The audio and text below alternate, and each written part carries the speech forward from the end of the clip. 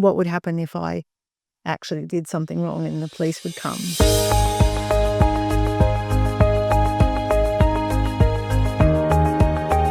I guess my question comes from a different position totally.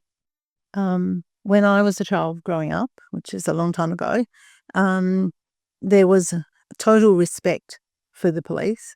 And I would not, I'm as I said, I live in the northern suburbs. I grew up in the northern suburbs. I'm pretty tough in many sort of ways in that way.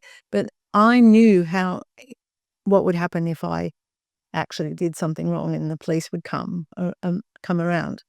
So is there something that we're missing in our, I don't know, parenting, community parenting or whatever we want to call it, that means that because it seems to me that there was always some people who would do this, but the percentage and is it the social media input that we show people doing this and it looks positive, or what is it then?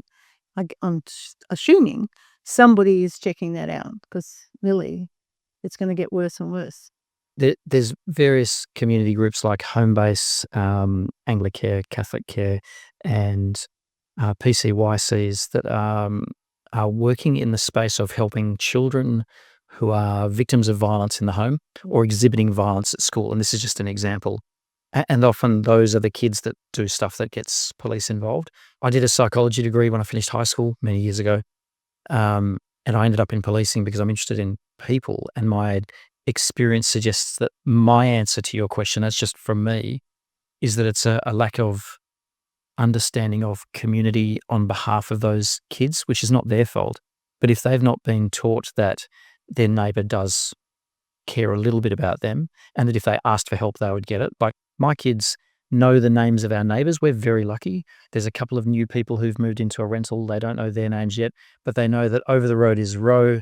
On the other side is Eamon.